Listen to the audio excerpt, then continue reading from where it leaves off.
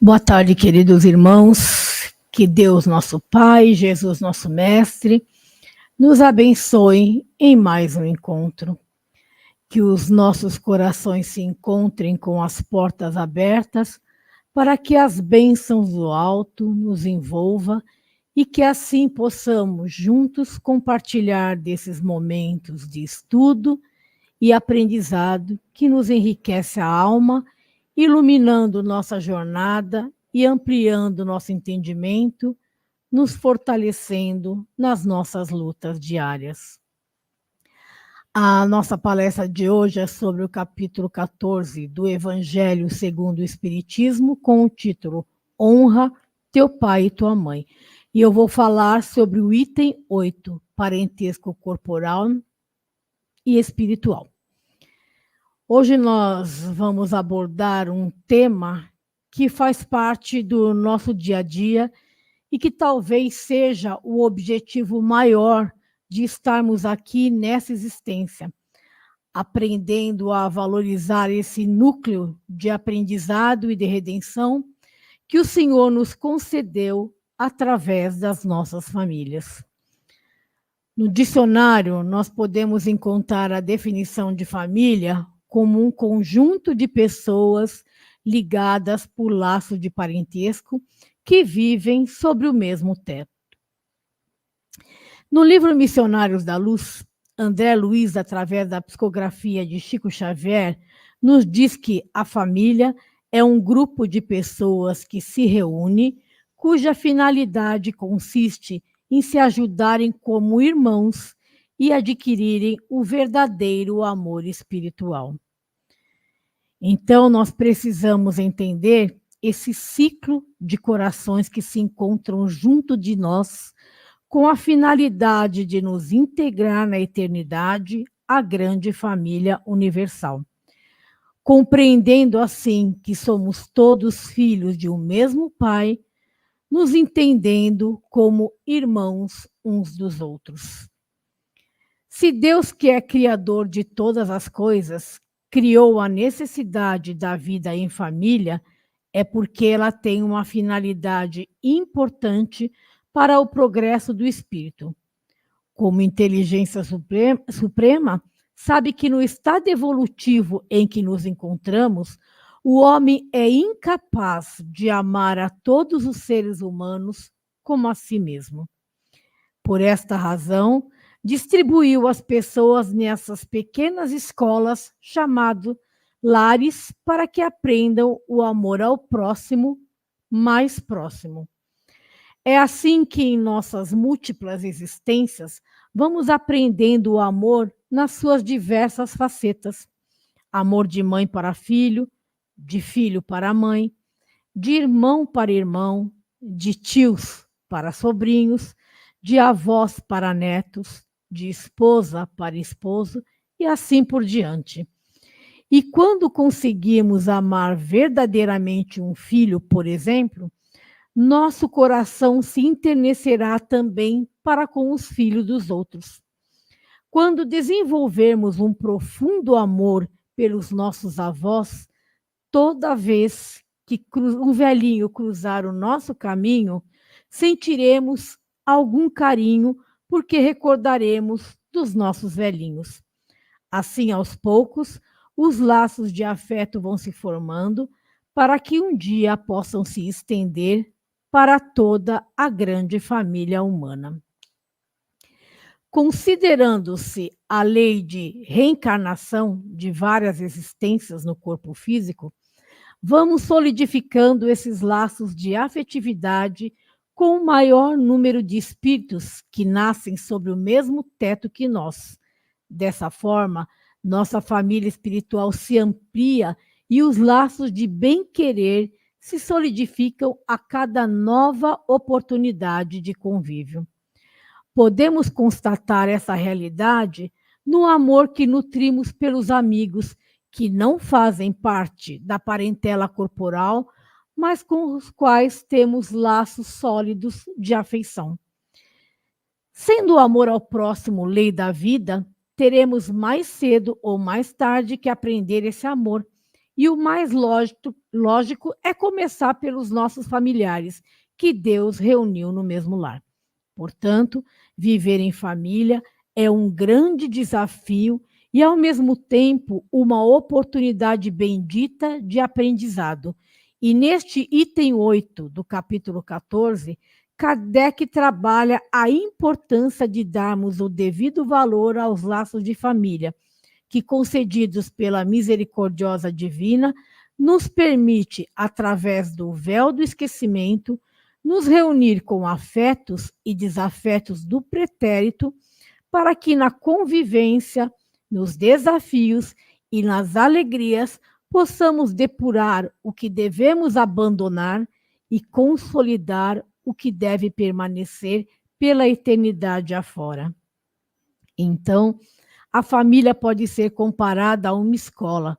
Estamos na primeira classe, onde o alto nos matricula em um curso intensivo, nos colocando junto a coroções para que possamos nos habilitar através do amor, da fraternidade, da compreensão e da indulgência, para que assim, aos poucos, possamos estender todo esse aprendizado para outros corações além desse núcleo.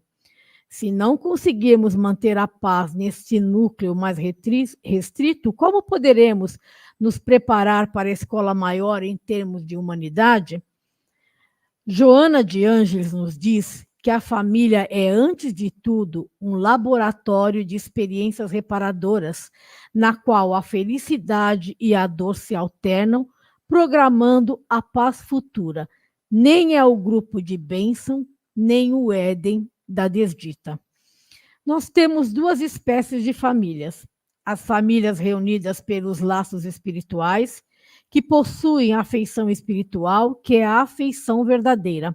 São duráveis e se fortalecem pela purificação e se perpetuam no mundo dos espíritos através de várias migrações da alma. Por ser ligada pelo laço do espírito, não se perde com a morte ou mesmo durante a vida na Terra. Os espíritos ligados pelos laços espirituais do afeto continuam reunidos para sempre, mesmo deixando de conviver junto, por estar em experiências diferentes, em lugares diferentes, encontrando-se esporadicamente. As famílias unidas pelos laços corporais consanguíneos são frágeis como as coisas materiais e se dissolvem moralmente com o tempo, muitas vezes já na existência atual. Ligada apenas pelo laço consanguíneo, a união entre os membros é frágil e fácil de ser desfeita. Emmanuel nos diz no livro Em Família, no capítulo 1, que a família é lavoura de luz da alma, dentre a qual triunfam somente aqueles que se revestem de paciência, renúncia e boa vontade.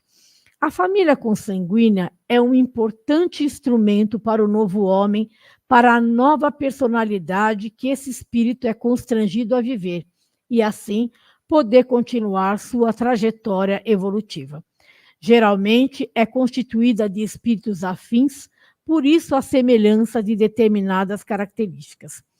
Pode também existir nessa família elementos estranhos com a finalidade de aprenderem hábitos novos, e até mesmo espíritos que não se simpatizam, que se hostilizam e que, com a convivência, transformam esses sentimentos negativos em sentimentos nobres e prazerosos através das experiências em comum. Essa família é, portanto, um instrumento de evolução para o espírito imortal, onde todos estão em processo de autoburilamento, de resgate de débitos e de reajustes, em um período ou até mais de sua vida eterna, enquanto em desenvolvimento. E nessa longa caminhada, laços de simpatia, de amor foram construídos, mas também laços de inimizade e desamor. Então, a meta do homem encarnado é envidar esforços para que sua família corporal, pela reunião de afetos e desafetos em reencontro, seja ou se torne participante da vida espiritual, no esforço de um relacionamento de respeito e compreensão às diferenças, transformando os laços consanguíneos em laços espirituais pelo afeto. Isso explica a mensagem de Jesus quando disse aos seus discípulos: Eis aqui minha mãe e meus irmãos, porque o que fizer a vontade de Deus, esse é meu irmão e minha mãe. Jesus estava referindo-se à família espiritual que reúne os que se afinam em sentimentos e ideias. Jesus não estava, em hipótese alguma, renegando sua mãe e seus irmãos. Apenas aproveitou o momento, como sempre fez, para demonstrar a existência da família espiritual, que é a mais importante e mais prazerosa ao espírito imortal, por ser a que busca fazer a vontade do Pai, na vivência do amor entre seus membros, em exercício para a expansão do amor a qualquer próximo. No livro Entre a Terra e o Céu, André Luiz define a família espiritual como uma constelação de inteligências, cujos membros estão na Terra e nos céus. Aqui ele se refere à família corporal e à família espiritual. A paz que ansiamos em nível coletivo, ela começa sob as telhas a que nos acolhemos, do lar em que vivemos, no reduto familiar. É claro que estamos sendo amparados pela família espiritual, que segue patrocinando os nossos projetos de renovação, que segue nos auxiliando em nossa jornada. Se conseguirmos aproveitar e conservar a paz, o entendimento em nosso lar, esses sentimentos se irradiarão e se expandirão à comunidade, e assim, um dia, conseguiremos abranger outros núcleos e, por conseguinte, envolver a humanidade neste mesmo clima. Precisamos entender que não há evolução sem cooperação, sem um regime de troca, sem vida social que começa dentro do nosso lar, que é o exportador de caráteres para a vida comum. Se nós pararmos para pensar, nós somos os únicos filhotes que, se não tivermos a assistência dos pais, não sobrevive, morre. Então, o lar é esse espaço privilegiado da lei de cooperação, porque para que eu me construa psico, moral e socialmente, eu dependo de quem veio antes. A família é o núcleo que depende dessa lei, que traz desafios para que eu precise receber, mas que em um determinado momento eu precise dar.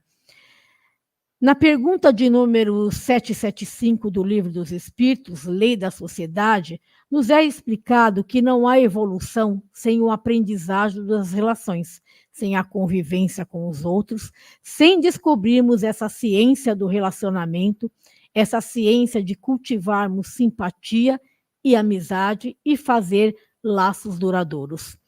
Quando perguntado aos espíritos qual seria para a sociedade o resultado do relaxamento dos laços familiares, temos como resposta uma recrudescência do egoísmo. A família é a base fundamental sobre a qual se ergue o imenso edifício da sociedade. Toda vez que a família se enfraquece, a sociedade experimenta conflitos, abalada nas suas estruturas. Nós sabemos que não existe a família perfeita, que hoje o mundo não é o mesmo de 20, 30 ou 40 anos atrás. O mundo de hoje é um mundo novo. Então nos perguntamos, como ler esse mundo de hoje? Nós precisamos ler o mundo de hoje com as lentes dos princípios espirituais. Precisamos entender que não há descontrole, porque o mundo é regido pela inteligência suprema, que é perfeita, profunda, desconcertante e maravilhosa. Há descontrolados, mas não há descontrole. O padre Fábio de Mello diz que, por mais que a vida tenha se modernizado, não podemos esquecer que o amor é artesanal e a família não é produção em série, é amor todo dia. Então, só nos resta cuidar do que temos, fazer nossa parte nesse processo de evolução, baseado nas leis divinas, cientes de que não estamos desamparados e nem abandonados, que há um Deus que rege e guia todo o universo. Precisamos aproveitar essa oportunidade valiosíssima que talvez estejamos aguardando há séculos, que foi necessário um trabalho árduo, duro, incansável e constante para nos reunir novamente dentro do mesmo lar. Precisamos entender esse núcleo de redenção e de cooperação chamado lar. Precisamos ser no nosso lar aqueles que se dispõem a perdoar, a entender, a servir, a compreender e a amar. Se há no lar um coração que testemunhe, que exemplifique, aos poucos essa energia de vida e de renovação vai contagiando aos demais corações. É na família que vamos encontrando a oportunidade de trabalhar nossas más tendências a fim de progredirmos. Família é o local onde você precisa se sentir importante, se sentir amado, lugar de incomodar e ser incomodado, lugar onde você ganha e divide, onde você coopera, onde você reparte, onde você junta para não fazer sozinho. Isso é a família. E já que estamos falando em família, eu convido todos a refletirmos sobre o funcionamento de uma colmeia. Alguém já se deu conta de que tudo em uma colmeia é ordem, disciplina e preocupação com o todo? Então, resumidamente, eu vou contar como funciona uma colmeia. A colmeia é formada por células de cera. Em algumas dessas células existem ovos ou larvas de abelha. Outras servem como depósito de pólen e de mel. São os famosos favos de mel. Numa colmeia podem existir até 70.000 abelhas que exercem diferentes funções. As operárias são as que alimentam as larvas, que cuidam da colmeia, que trazem comida para todos os habitantes da comunidade. Elas começam como faxineiras, limpando as células onde estão os ovos. Depois, produzem a geleia real, que serve para alimentar as abelhas mais jovens e a rainha. Não podemos esquecer de que elas também trabalham como babás, alimentando as abelhinhas mais crescidas com pólen e mel. Com 10 dias de vida, elas se tornam construtoras, porque começam a produzir cera para construir ou remendar as células da colmeia. O zangão, desde que nasce, tem por tarefa a procriação com a rainha e logo depois morre. Tudo na colmeia reflete ordem, cooperação e equilíbrio. As operárias também são aquelas que saem da colmeia para buscar a matéria-prima de que necessitam e, estranhamente, nunca se enganam no caminho de volta. Embora a sua vida seja curta, de 5 semanas apenas, elas não se cansam de trabalhar pelo bem-estar de toda a equipe. Podemos, então, pensar na família como uma grande colmeia racional, onde cada um tem sua tarefa a cumprir, visando o crescimento da pequena coletividade, como exige o lar. E não podemos esquecer que todos são peças importantes no desempenho desse grupo doméstico. É no ser da família, na intimidade do lar, que vamos descobrir operárias incansáveis, trabalhando sem cessar, não se importando consigo mesma, em constante processo de doação. É na família que se aprende a transformar o fel das dificuldades, as amarguras das incompreensões, no mel das atenções e do entendimento. É ali que se exercita a cooperação. Afinal, como a família é uma comunidade, há necessidade de ajuda mútua. Quando a família enfrenta dificuldades, com união, cresce e supera problemas considerados insolúveis. Para que a família progrida no todo, cada um deve se conscientizar de sua tarefa e realizá-la sempre com alegria.